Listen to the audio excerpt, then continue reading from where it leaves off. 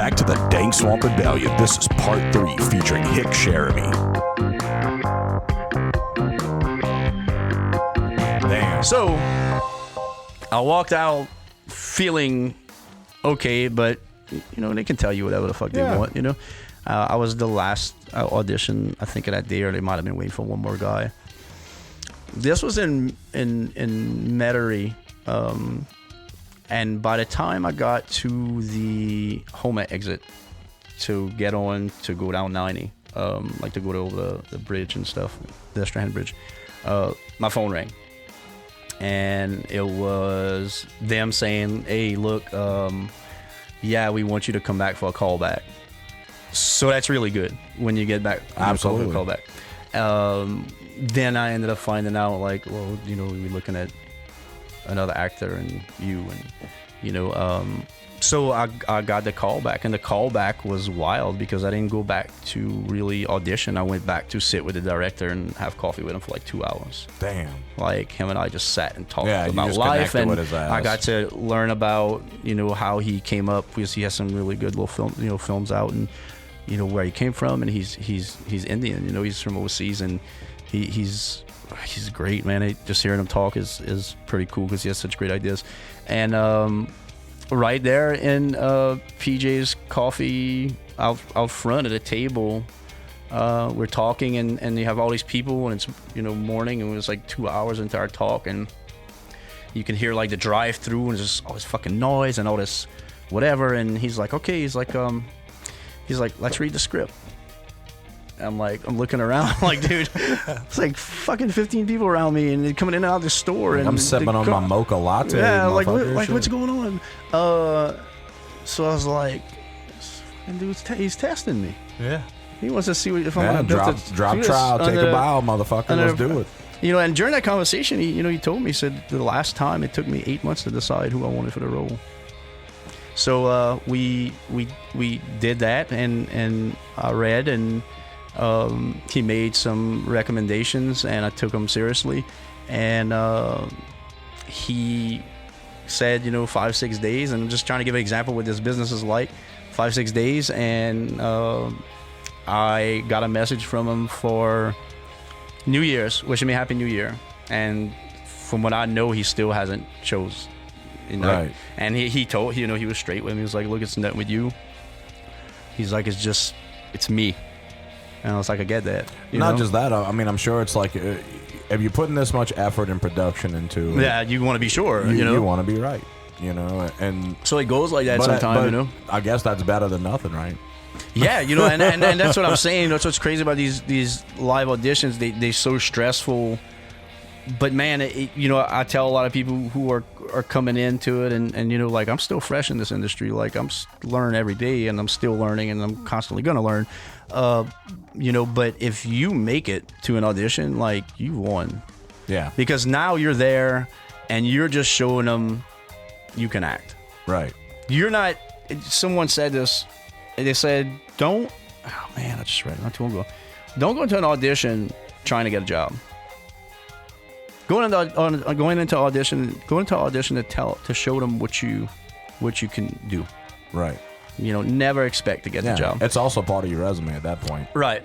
So it's tricky, and they can be very stressful, but man, the rush you get. It sounds extremely complicated to me. Just how many layers of it is. I guess it is. And maybe that's part of the reason why it never, even in all the artistic things I've done, that's never been a path I've wanted to take, because, man, I commend you for having the drive you have, dude, because him and I both know what it's like to work a full-time job and then work a second full-time job, and you have to love it enough, because if not, it gets to the point to where not only mentally is it draining, physically it starts to be draining, it starts to affect other things.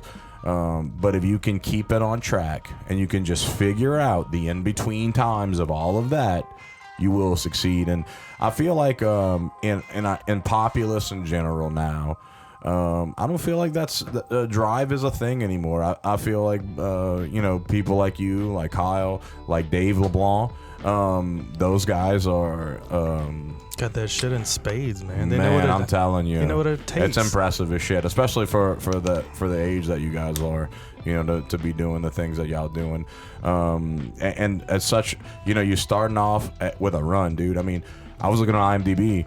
You did like fucking, I don't know how many films just in 2019, 2020.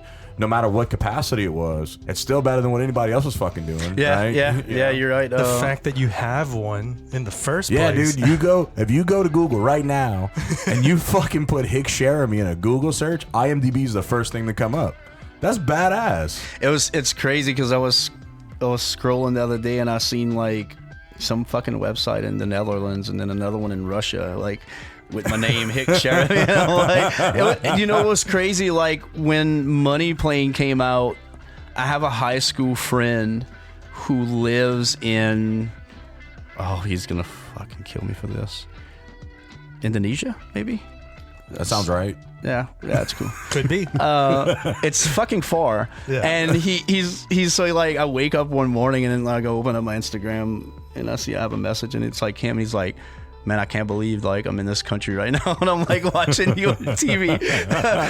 He's like, this is such a trip. I'm like, yeah. It's like, I was like messaging back. I'm like, well, you know, think about the trip it is for me. Like, I'm taking my morning shit right now. Yeah. And you telling me that I'm on TV in Indonesia. That's some wild shit. And even for us, it's, you know, Louisiana is, of course, our biggest listening audience, right? And then Texas is second in line. And then only third to that is a whole nother country, which is India. Really? It's India amazing. listens to the fuck out of the Dank Swamp Rebellion. And we try and tell them, hey, email us. We don't know if there's like a language barrier, if they're using us to learn English or... Wouldn't that be a trip? But Kerala, India is like one of the biggest... That's so dope. countries. It's fucking nuts, man. It's crazy. Something we would have never thought. put together from Like, starting doing this. Couldn't even make that shit up. No. That's so cool. Yeah, it's crazy. So yeah, we understand what it's like because you don't think about it. You're like, man, you know, I'm in the States. You know, I'm acting in a local fashion, but I'm trying to reach globally, and you don't realize you do until it smacks you in the face, and that's pretty awesome. Look at it, dude. We're on the grind to put ourselves out there. And we never think that we're actually putting ourselves out there. And Yeah, that's well, really what y'all it is. did really fucking far. Yeah. And of course, a shout out to the one guy in Canada that listens. Thanks, man. You keep trucking every week. You still listen. He loves it. We have one listener in Canada, dude. It's crazy. But yeah, dude, don't stop doing what you're doing, man, because you're good at it, bro. Like, we like your shit. Absolutely, we're gonna keep dude. pushing your shit, man. You For know, sure. And you know, I'm glad that I know you have like a whole fucking like schedule ahead of you. Just the fact that you made time for us, dude, we're honored that you're here. Like, thank you so much for even coming into the studio, because honestly, know you booked. we're fans, man. We're fans. I heard really good things about y'all, and I heard really good things about the atmosphere, and I watched some of Anthony's interview, and the whole time I kept thinking about how I love his hamburger steak with the shredded beef on top and the fucking... I always get like the gravy beef fries and oh, man, I fucking love that meal. But I saw it and I'm like, man, these guys are really cool. And like, I kind of looked y'all up and I'm like, you look familiar. I don't know from where. I don't know. It's the buying thing. Yeah, I don't know if it was we're from, not too far. I don't know if it was from Walmart or the dollar store. But I don't. You and I have never met, and so like I checked you guys out, and y'all seem really cool. And I was like, man, you know what? I think I fucking need this. Hell because yeah, like brother. I'm literally driving to a hotel 2 hours away as soon as I leave here, and I got a photo shoot in the morning, and then I got 4 scripts in my car, and I really enjoy being in a hotel room by myself. It's fucking weird. I'm on the road a lot, and it's where I'm like really comfortable being, and it's where I can really, you know, walk around and talk and read scripts and talk to myself and do what I have to do, and it's become kind of part of my process. And then I got a business meeting with Imaginative Pictures Sunday morning. I got to drive another 2 hours away from where I'm going to be, and I got a premiere 7 o'clock Sunday night, and I gotta drive back to Cut Off after that from Baton Rouge. and being Amelia at 4. Wake up at 4 and be Amelia Monday morning, you know, and look, man, I don't fucking go to bed till like midnight. Yeah, same with us. And I'm up at 10 after 4, and like that's the schedule, bro. I'm oil field, you know. That's it. Like I'm an oil field worker, and when I'm not an oil field worker, I'm a father, an actor, and you know, it's tough to balance, man. It's wear you the fuck out. But it is, but it's worth it, because at the end of the day, it's understanding that instant gratification is not everything, right? And to say that, this is just my opinion, man. As an addict, I don't like to say that I'm a recovering addict, because just because I don't do all those hard things anymore, and I'm not an alcoholic, and I'm not into alcoholism anymore. It doesn't mean that I still don't have those urges at times. Right. But now I just focus that energy into where it needs to be at the right time and the right place. And I think that's important for people to understand, is that even though you always may have those urges, you may always have the psyche behind it pushing you toward it. If you refocus that, instead of falling into depression and falling back into your old ways, you can make something super productive out of something in a short time. And the instant gratification of life doesn't always have to be there. Okay. If it takes you a couple years of your life, in the grand scheme of what a lifespan is, that's absolutely nothing if you're passionate about it and you don't hate what you're doing every day of your life. It's true, man. And look at it from this way. The pursuit itself is also an enjoyment. You know, like the actual act of you being out there in that hotel room, reading after that script, where most people would see that I'm running on 18 hours of not sleep this week, and you know, like my functioning brain power that's left is going and committing to this. But that right there is why we do it, because of the fact that you found a place to do that in the first place. And also, you said it earlier, you don't control everything that goes on in your life. If you let the things control you, you're not going to have a good time. You let things pass through you with your influence, and that allows you to have that clear brain processing power to keep you grounded and keep you focused, because you're not always going to be thinking, I could control every aspect of what's happening to me. It just is under my influence. And you know, you said something really important in that. You were talking about, you know, on being on the journey, like in that way on the journey, and you know, people say that a lot, like it's about the pursuit of happiness. It's the pursuit of happiness, and you know, I think it's about like the happiness of the pursuit. You know, like you said, just bringing along it being on your journey. You know, because like we don't fucking know where our destination is. We don't. Like, man, I can not make it tonight driving. You know, like we just don't know. So, you know, the present, I've learned, and you know, along this journey is trying to have that every day, because we don't know how long this journey lasts, and we don't, you know, we talk about this pursuit of happiness like we fucking looking for something. You know, it's how about we just be that. My wife has a pretty cool perspective on that. Her saying is, nowhere is calling and I'm on my way. Right. Right. You know, I don't know where I'm going. Rattlesnake Dre said the same thing. I don't know what I'm doing, but I'm doing it. Right. You know? And that's what matters. And that's, you know, what he said, man. Like, it's so true. You know, it's so true. Like, I don't know what the fuck I'm doing. You know, and that's okay. I don't. And yeah, but trust me, I'm fine with it, you know, because I've tried to plan so much shit in my life, and it's, you know, every day I wake up, and I think it's the way we, you know, we put ourselves out there, and I think it's the way we are, you know, our walk is everything, and that's what brings us opportunity. And then, you know, what do we do with this opportunity?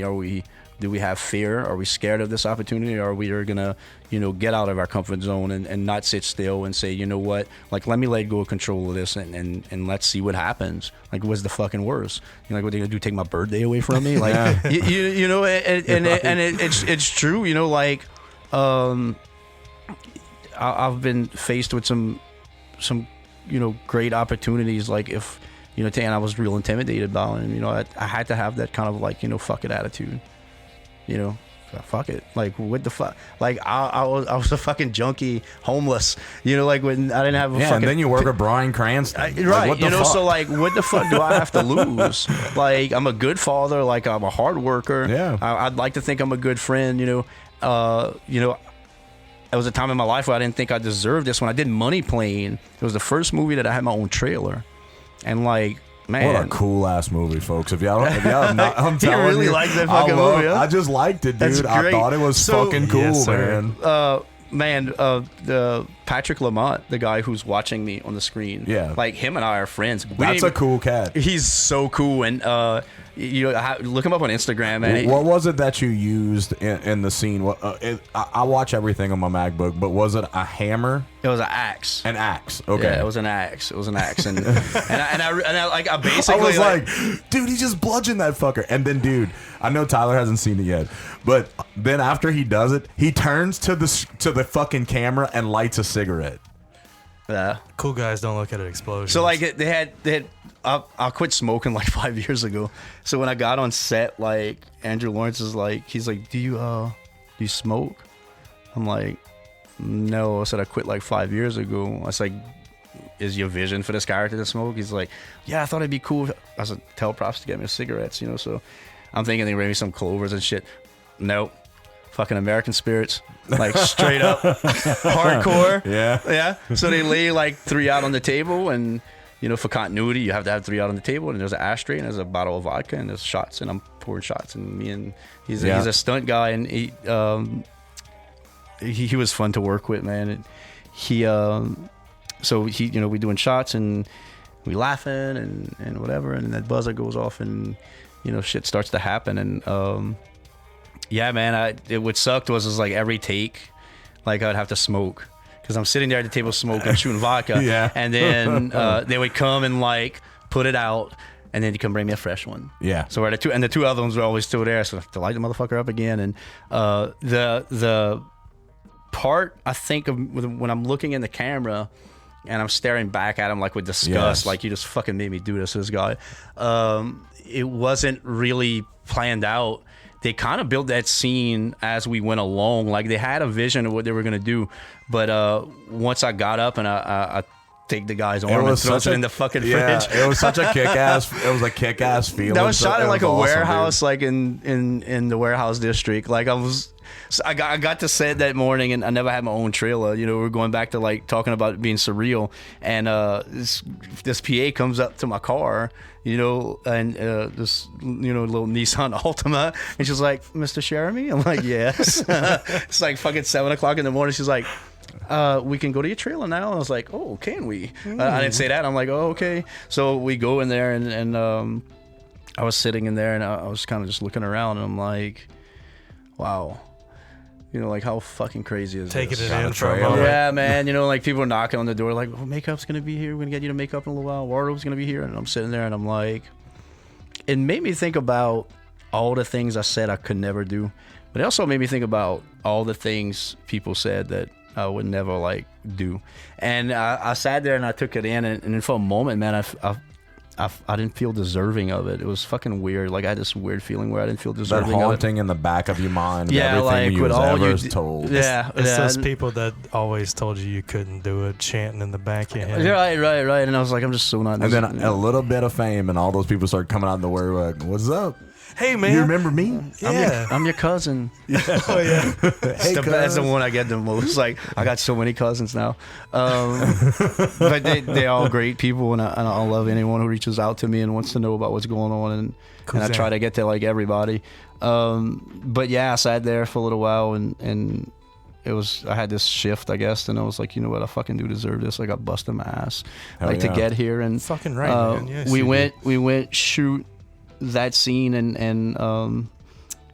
after I threw the orb in I did my own thing, and I kind of went up and just looked into the camera. And he's like, "Oh, we need to do that again," and he's like, "We need to do that again," because like they just had me like throwing it and going back and sit down at the table, and I was like, "Let me try this," like because they didn't tell me what to do. They were just like, go to the table, walk around, pace or whatever, and I just went and I looked up into the camera. And I took a nice drag of the cigarette, and it like flew out my nose and shit. Fight Club to the 50th power, bro. It was cool as shit. And so he liked it, and we did it again, and then we did it again, and he was like, "That's it, it's a wrap." Like, and then you're like, "Bro, I can't smoke any more cigarettes. Fuck this." Look, so I was all mic'd up, right? Because they'll mic me up with these little mics, and because they had to get our audio for the laughing, and they were micing me, and the PA is like, "You need anything?" And I'm like, "Do you have?" And this was before like this whole pandemic shit. I'm like, "Do you have any like Germ-X, like any hand sanitizer?" And she's like, "Yeah." And like, so I'm like rubbing my hands, and I could fucking smell the smoke. And for some reason, I'm like rubbing it all over my beard, like, cause it's crazy that I don't smoke now because I smell it. Like, it's so easy for me to smell, you know, like it's nuts. Like if I go in a bar or whatever, and I come out and I'm like, man, I need to go shower, you know, like I need to go shower right away. So it's kind of a trip, but yeah, that was a fun movie to do, and it's kind of like getting a big following, man. There's this comedian called Gary Lee, and I was supposed to do an interview with him last week, and he had something come up, and I guess I need to get in touch with him because we're supposed to do it this week. But he's hilarious, and he started this whole fucking petition about, and he has his own Instagram, and it's Mo Money Plane. And like he wants, listen what this dude did. Like, I'm gonna check him out. He wants like Money Plane too. Yeah. And he's like tagging me, Kelsey Grammer, The Edge, and because you could literally do other things. You can do Money Train. So, yeah. So much you can do, and so like Money Houseboat. And he's like he's all about it, you know. And he's a great comedian. I love his humor, and you know, he's tagging us all in it, and he's like fucking about it. And one day he's in his garage, dude, and he calls up the Academy. Like, he fucking calls the Academy right there on the phone, and this woman answers, and he's like, "Yeah, I was just wondering like how we can get a movie nominated." And she's like, "Well, which movie?" He's like, "Only the best movie that was ever made of all time." Like, he's fucking hilarious, dude. And he's like all about it.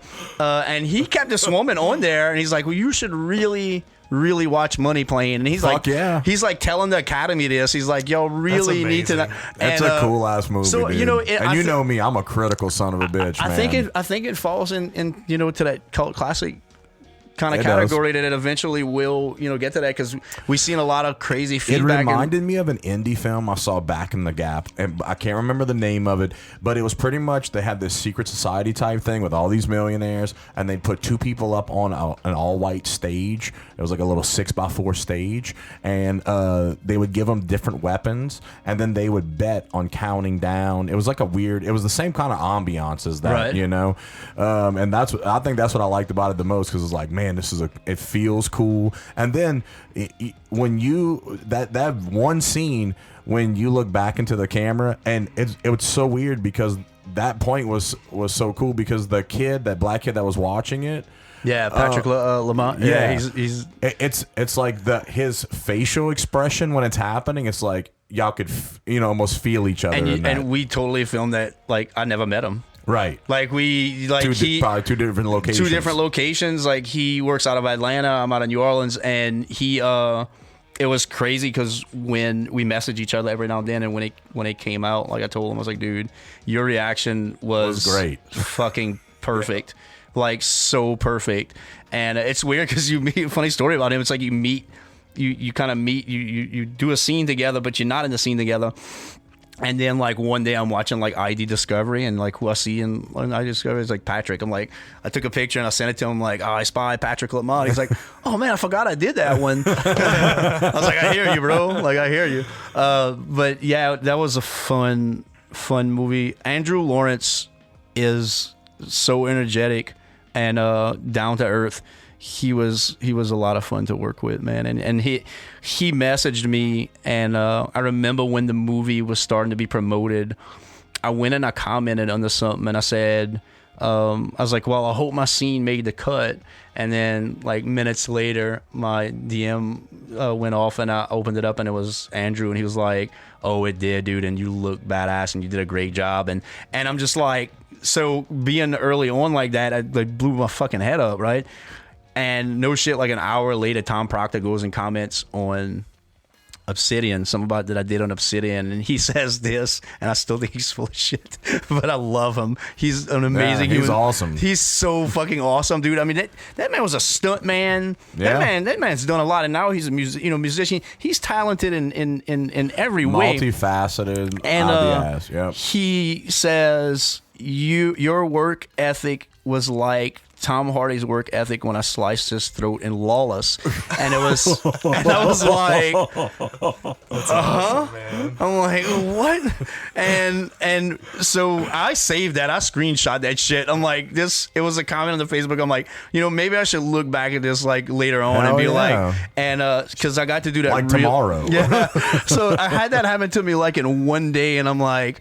I was like, I guess I'm gonna have to let a lot of air out my head now. But it was exciting to have people of that caliber in an industry that I really love being in give that positive feedback, and it does help the drive to go on and try more complicated roles and push yourself to that. But Tom is an amazing human being. When we were doing Obsidian, him and I bonded, and I'll bond with other actors and stuff, but him and I have a real strong bond, and we've had a lot of intimate conversations about life and what's going on in the world, and he's fun to be on set with. When I shot that scene where he's drilling holes in my legs, I was moved, and those were fake legs, obviously. Right. And you need to watch the bloopers on that DVD, man. It's pretty fucking funny. Yeah, that's one thing I never really. But I'll go. I really want to watch the extras now because of the. There's so much information in it. I want to see the. The director. It's really interesting. Like I watched it before I watched the movie, and I found it interesting. But there's a moment in the bloopers where he is. I was real intimidated. This was my first scene speaking in a movie. Like I had spoken camera in class and stuff, but this was like happening. And he flew in from I think it was Utah. He flew in from Utah or LA, and he came down to do this scene with me, and we had multiple scenes, and obviously, but in one day. So like, I felt so fucking pressured, and he broke that really quick. Yeah. We had a lot of dialogue in that torture scene, and he showed me these techniques that he was using when he was on Nashville and doing sitcom work, because not sitcom work, but like series work. I mean, their shit's given to him like every week, and it's not like I get.